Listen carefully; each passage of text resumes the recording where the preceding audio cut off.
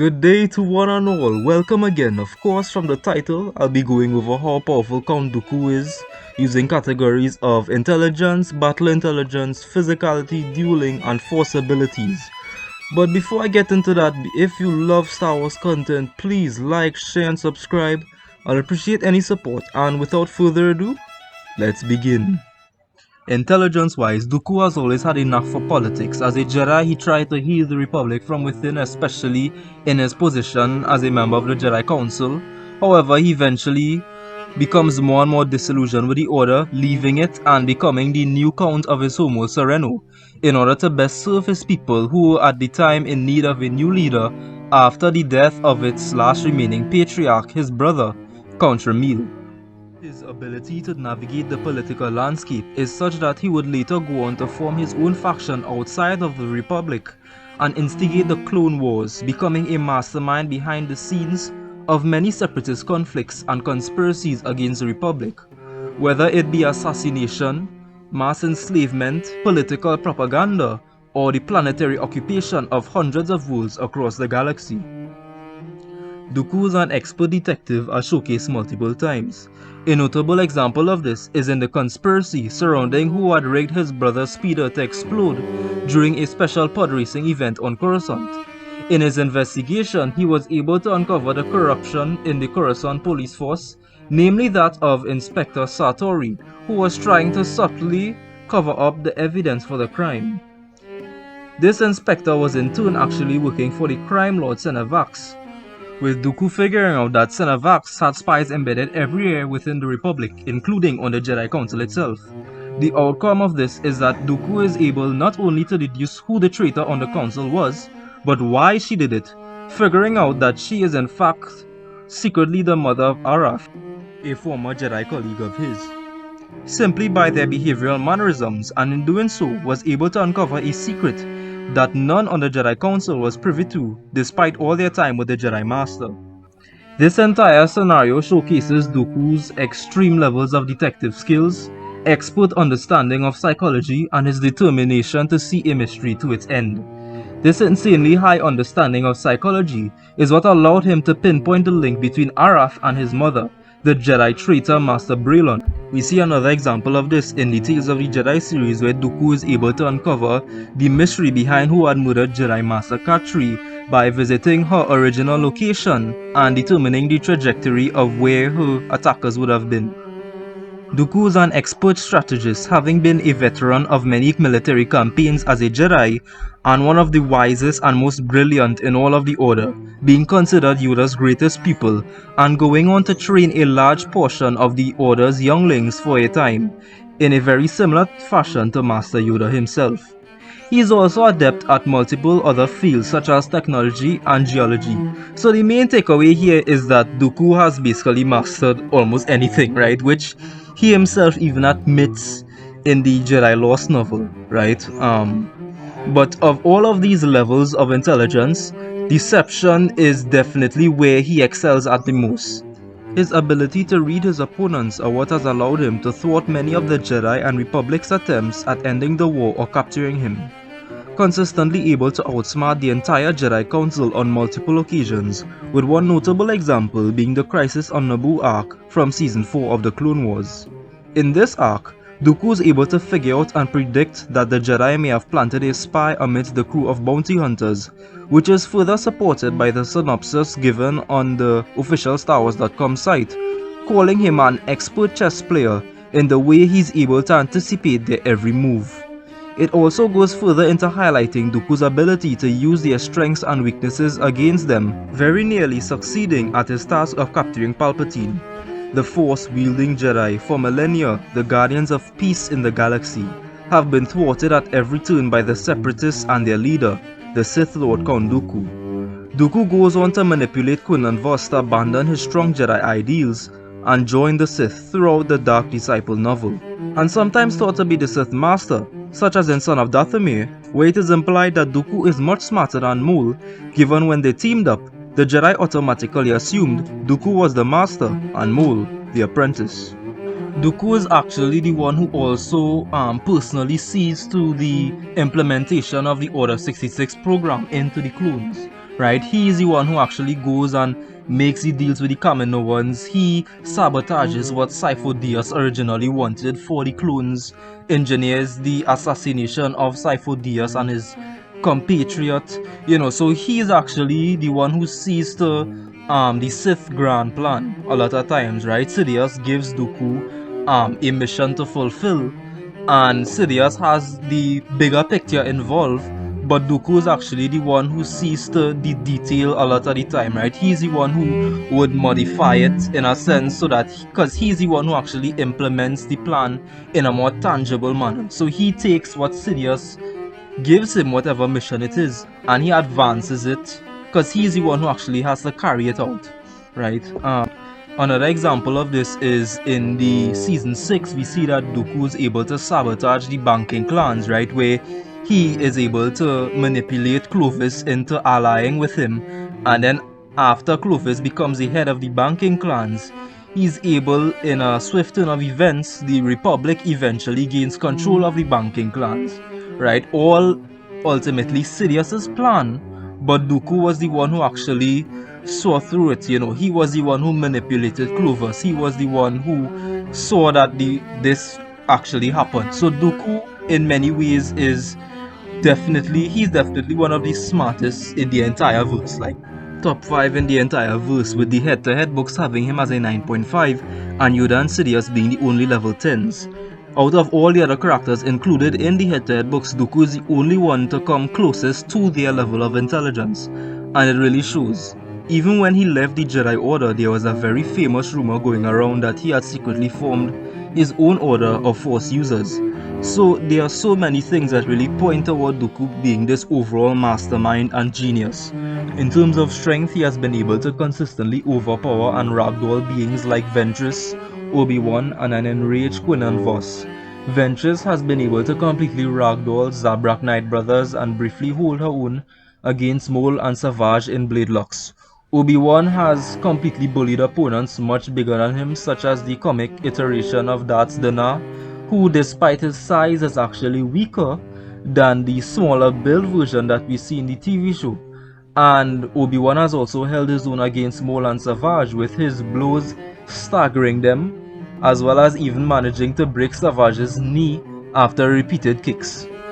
Dooku has also been able to hold his own against opponents who should be much stronger than him, such as Yoda, who was able to in turn press Sidious in their blade locks, which we see in Revenge of the Sith, with Sidious showing noticeable strain, and this same Sidious was able to ragdoll Savage with his blows.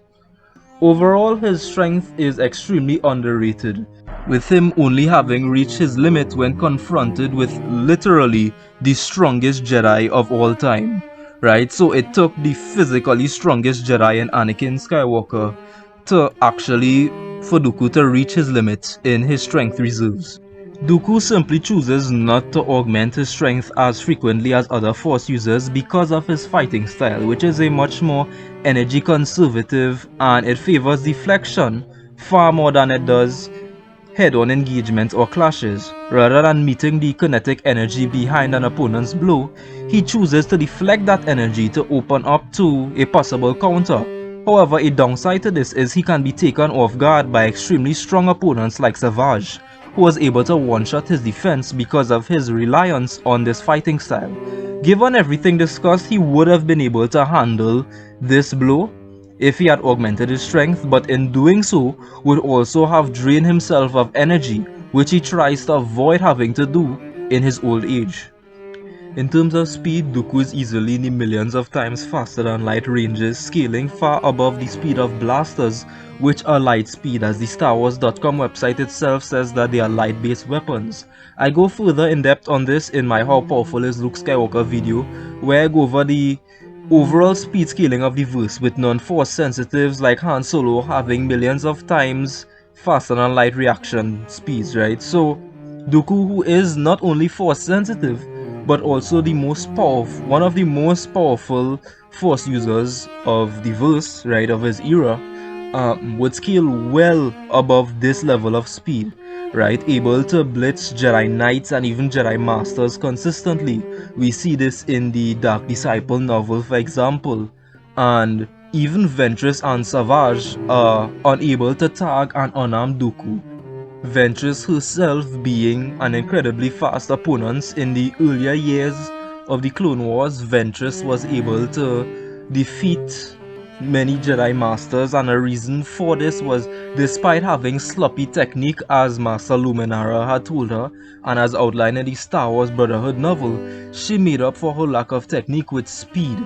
So Ventress's sheer speed is what had largely allowed her to hold her own against superior fighters like Jedi Masters and such. At least early Clone Wars Ventress, she gets much better later on in overall skill, with the Ventress who Dooku fought having held her own against Anakin and Obi-Wan, even at the same time having a hard time tagging him despite having the help of Savage. Dooku has also blitzed Quinlan Vos in Dark Disciple, who is relative to Prime Ventress, so much stronger and faster than her previous versions. Similar to the strength section, Dooku can keep up with opponents who should be much faster than him, such as Yoda, where he goes into a full flurry against Yoda that he had never displayed against Obi-Wan and Anakin, again implying he could have easily blitzed the two if he chose to fight that way. So he's able to hold his own against Yoda for a relatively decent time, given most would have already been absolutely destroyed by someone like Yoda given his highly aggressive fighting style. We also see he's able to hold his own against Obi-Wan and Anakin, at the same time Anakin of course being said to be the fastest of his era, right? So Dooku is definitely able to keep up with opponents who should be way faster than someone like him, right? And he directly scales to Mace Windu in speed. They are around equals in speed, Mace having been able to solo entire armies on his own, right? So Dooku is definitely one of the faster characters in Star Wars. In terms of durability, Dooku has mastered the art of Cruciton, a rare Jedi technique for decreasing physical pain and transcending it well beyond the normal thresholds using the Force. Using this, he was able to withstand the electric shock surging through his body of a torture device, as well as completely tank the full intensity of an electrostaff surging through his body. His raw durability was still able to tank a kick from a fully enraged Quinlan Vos, and even more impressively, a kick from Anakin, the physically strongest of the era, and is completely fine, able to still land on his feet and resume the duel. He was able to persevere through severe injuries from his ship crash to Christophsis, making a long journey immediately afterward, where soon after reaching his destination, he receives a fatal slash across the chest from a large crystal chunk and a blast from behind. Yet he still survives this ordeal, and despite all these injuries goes on to take the full power of his own bloodlusted lightning being reflected right back at him. This same blast which was able to completely one-shot Ventress, killing her. So an injured Dooku was able to take a blast that was capable of one-shotting someone like Ventress.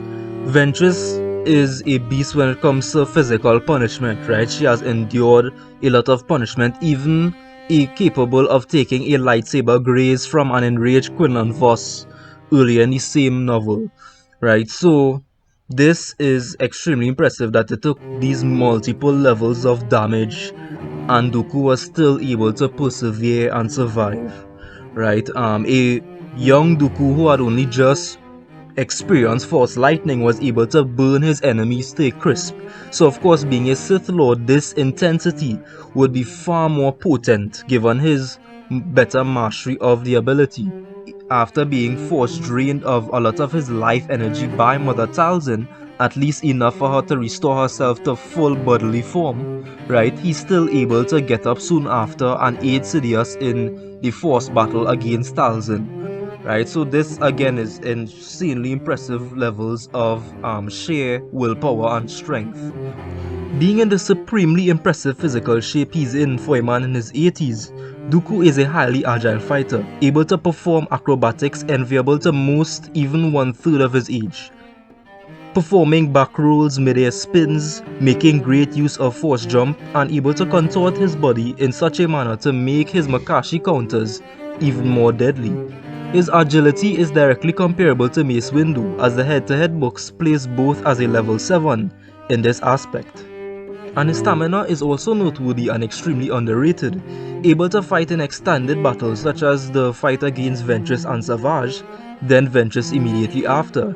The Ventress fight lasting almost as long as the Savage vs Anakin and Obi fight, which took place from Dooku's room all the way to the hallway. So Dooku's is definitely not lacking. Not to mention, he's actually capable of rejuvenating himself completely using the power of the dark side. He pushed this aside, drawing once more upon the certain knowledge of his personal invincibility to open a channel to the Force. Power flowed into him, and the weight of his years dropped away. This is further supported by the junior novelization saying, the dark side would keep Dooku going as long as he needed. So we clearly see that especially by his prime in Revenge of the Sith, Dooku is able to completely rejuvenate himself using the Force, right? Fatigue is no longer a problem for him as much, right? And he was fully rejuvenated when Anakin fought him, when he ended up defeating him, right? So the only way to truly drain someone like Dooku of his energy is to keep up a relentless onslaught, like without giving him a chance for any kind of breathing space to summon that power, which is extremely hard to do given his own fighting style, right? So 99% of the time Dooku will not get tired in the sense that it will become a problem since he could just rejuvenate himself and continue. Count Dooku is one of the best lightsaber duelists of his era. Even at a young age, an initiate Dooku was considered Teresinube's finest student, and he was able to press and seemingly almost defeat Jedi Master Lin Costana when enraged. As a reigning master of Form 2 Makashi, the contention form, which is a style centered on one-to-one saber combat, and masters of the form are extremely hard to disarm or attack their weapon. A fencing style that incorporates economic movements and minimalistic changes, whether it's the slightest flick of the wrist or whirl of the blade in offense and defense, highly favoring precision and grace over overwhelming power and speed. This minimalistic approach often made most of a Makashi master's moves seem almost effortless, with less energy being spent deflecting strikes rather than meeting him head-on, and can sometimes be used to outlast opponents, especially those who use a more energetic fighting style. Dooku can fight multiple opponents with ease and defend against multiple blaster-wielding assailants, showcasing that he had surpassed two of the form's main weaknesses. He also had a working knowledge of all the various forms of lightsaber combat, which we see in his training of Rael Averross, Qui-Gon Jinn, entire generations of younglings, and General Grievous, who himself used a blend of all 7 forms. He in turn takes elements from some of the various styles, such as integrated physical strikes from the principles of Ataru, and his masterful integration of his force abilities based on the man. Because of this in-depth knowledge of the fighting styles, he is able to counter them in combat, such as in a training session with Rael Averross, as well as in his final duel against Kenobi and Skywalker, pointing out the weaknesses of Ataru and Gemso respectively, thus allowing him to run predictive analysis of his enemies' movements based on their fighting style, and in turn come up with a premeditated counterattack in the midst of battle. His knowledge of his apprentices' fighting styles also provides a massive advantage against them in battle, such as when he frequently toys with Ventress on multiple occasions, despite any outside help she may have, such as Savage Opress or Quinlan Vos later on. She was never a real match for him, despite her considerable skill, having been able to hold her own against Anakin, Obi-Wan, and even Mace Windu on one occasion. Having been called Yoda's greatest pupil as a Jedi, which would automatically put Jedi Dooku above this pre-prime version of Mace up to Phantom Menace, and he frequently sparred with Yoda, with their sparring sessions being called inspirational by the rest of the Order. He went on to become even more powerful as a Sith Lord, holding his own against his former master in a duel that lasted 40 seconds and frequently battled Anakin across the span of the Clone Wars. Despite having held his own against Dooku on multiple occasions, Anakin continues to grow massively in power since their last encounter, where by Ruts, he considers himself as having grown twice in power since then. Yet Dooku is still able to mount a monumental challenge to the Chosen One. In fact, it is consistently the narrative that Dooku is so skilled that the only way to truly defeat him is for one to fully embrace the dark side, with both Anakin and Colin having to do this in order to finally pin him down, with the Dark Disciple novel stating as much, calling him the Sith's greatest warrior, which would arguably put him above Maul, though whether Dooku would defeat Maul in a duel, I'll leave for another video. And Sidious, who is not a warrior having a scorn for lightsaber dueling in itself, the statement would not include him. Count Dooku is one of the most powerful and knowledgeable Force wielders of his era. His Force sense was highly advanced, being one of the only 3 people showcased to sense Maul's imminent return, the other 2 being Yoda and Anakin, as well as sense the growing power of Savage from across the galaxy. This extended into combat, where he was proficient in Force sight, the ability to move and fight even when blinded, as was showcased when he fought Sifo Dyas, whilst blindfolded as a mere initiate, and later on against Ventress and 2 of the best Night Sister warriors, whilst the trio was cloaked and his senses were dulled by magic. Likewise, in telepathy, he was able to sense the betrayal of Master Braylon in the presence of the Council, the thoughts and feelings of beings like Ventress, Quinlan Vos, and his Force persuasion was such that he was capable of influencing the hive mind of an entire gaseous species of life forms. This strong influence extended into animal kinship, with Qui-Gon being completely amazed at his mastery of this ability, being able to perform it with an Alterian convoy while simultaneously flying a speeder. His most impressive use of this ability was when he completely controlled the Terataka, a Serenian legend that was so big it was stated to hold the entire planet of Sereno together, easily dwarfing Rancors in size and something that requires a particularly strong will to control. That is, beast control, given it was historically a Sith war beast. Beast control is a stronger version of animal kinship and is typically used by Sith where it completely dominates the mind of the creature, whereas animal kinship is less about domination and more about forming a bond with said creature to act as one. Being noticed from a young age for his strength in the Force by Masters Yoda and Lean Costana, Dooku's telekinetic abilities are masterful in scope and subtlety. As a Padawan, he had already mastered abilities his peers still struggled with, and constantly tried to find greater challenges in what he can do. One of these included the shifting sand technique, which is the ability to manipulate objects on a molecular level, mainly through sand as the name suggests, and by adulthood is able to conjure sandstorms with ease. His raw potency was able to penetrate the Force barriers of opposing Force wielders and highly powerful Force adepts, even those in the same tier as himself, as showcased in his ability to completely ragdoll beings such as Quinlan Vos and Ventress on multiple occasions, against Obi-Wan Kenobi, and even Mace, where both were going back and forth. His feat against Obi-Wan being described as possibly drawing on universal levels of dark side energy, demonstrating how much his mastery of the Force was in his prime. He is able to lift multiple large objects as seen in his brief Force duel with Yoda in Attack of the Clones, and his training session with Savage being able to lift well over 16 large pillars simultaneously. His Force barriers were likewise very strong, as they were only ever penetrated by Mace Windu, who is an equal to Dooku, on enraged Anakin in Revenge of the Sith. As a Darksider, he was highly proficient in the use of Force Choke, Force Crush, and Force Wound, the ability to affect the internal organs of subjects, whether for the purposes of torture or a very painful death. He had complete mastery over Force Lightning, which he secretly learned to practice and control long before his turn to the dark side as a Jedi, with him being able to burn opponents to ash in his very first use of this ability. As a Sith, he was able to launch Savage meters back, one-shot Ventress, and contribute more energy to a Force exchange than Maul, while severely weakened, showcasing he's much more powerful.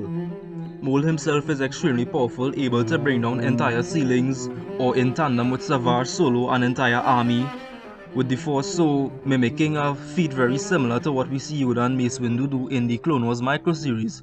So Dooku, having much greater magnitude than Maul, should be able to perform the same feats but to much greater degree. This extended into Chain Lightning, which is useful against multiple opponents by transmitting the energy from person to person. The reason for his frequent use of Force Lightning, even as a Jedi, was because of his interest in rare and forbidden abilities since a Jedi initiate. having always been drawn to the esoteric since him and Sifo-Dyas first broke into the Bogan Collection, the collection of forbidden dark-side artifacts owned by the Jedi in the Jedi Temple, as well as what he learned on his various missions with Lene Costana, a Jedi Master who herself actively sought and learned from forbidden knowledge and practiced a lot of rare abilities herself. As a result, other abilities in his arsenal include Kusaton, as mentioned in the durability section, and the cleansing ritual, a ritual for purging oneself of dark side influence and hacks. I do think he had at least some knowledge of Mirikru, an extremely rare Jedi art which is the ability to slow down an opponent's bodily functions to the point of death, making it highly advanced and dangerous. Since it was notoriously practiced by Jedi Master Yaddle, who we see is completely unable to defeat Dooku, I think he most likely at least had some knowledge of the ability, and as such was capable of defending against it. There are a plethora of abilities that Dooku also most likely would have mastered that we simply haven't seen on screen or in media. But it is most likely the case given his thirst for forbidden knowledge, with him most likely visiting the Bogan Collection as a council member in secret, and most definitely would have used his freedom as the Count of Sereno and later Sith Lord to expand his horizon in terms of his knowledge of Force law. He should also be capable of some levels of Sith sorcery, given all his encounters with the esoteric in the Jedi Lost novel, as well as his training under Sidious, which both the Clone Wars and Revenge of the Sith novel indicates. In terms of his combative use of the Force, he was a master of integrating multiple Force abilities to off-balance or take down his opponents. Some examples include shooting Force Lightning at Anakin while simultaneously pulling a chair from behind, using Force Lightning in tandem with Force Push to send Anakin back in their Season 4 duel, and mixing Telekinesis and Force Lightning multiple times in his final duel with Quinlan Vos. He also frequented use of the Force with his saber-wielding hand during duels, hinting at a strong Naiman influence and incredible levels of control. For Dooku's battle intelligence, I already went through a good bit of examples in the dueling and force ability sections, so what I say here will just be building upon that. Even as an initiate, strategies are racing through his mind in his blindfolded duel with Sifo-Dyas, and his working knowledge of the 7 forms allows him to predict the tactics of his opponents with ease, even against the Obi-Wan and Anakin duo of Revenge of the Sith, countering their attempts to take him on simultaneously, of balancing one whilst taking another in a 1v1, cycling between the two and keeping them from bringing their full strength to bear as a team. Another tactic he frequently employs is in allowing his enemies to overextend themselves or purposely make it seem like they have overwhelmed him in order to exploit the opening, mainly with his Force abilities. We see this in Dark Disciple, where Dooku let himself fall, seizing Vos in the Force and hurtling him across the room. Using the opening created by Anakin now having briefly overwhelmed him as we see in Season 4, he uses lightning and telekinesis in tandem to get some distance. And against the 3 Night Sisters, he fakes his defeat, patiently waiting until Ventress's hand is raised before unleashing a surprise torrent of Force lightning on the 3. He does this knowing Ventress would typically be able to deflect said lightning if prepared, and uses the same ability to cover his escape from a chasing Anakin. Dooku frequently employed Dunmok tactics in battle, which is a form of psychological warfare to disorient or plant seeds of doubt in his opponents, in order to taunt them into making sloppy mistakes or fight with less skill from self-doubt. Master Kenobi, you disappoint me. Yoda holds you in such high esteem. Surely you can do better.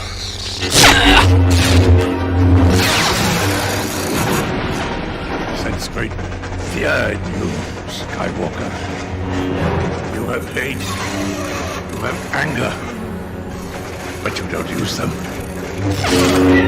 Your weakness will not be my downfall. A failed apprentice makes for a foolish master.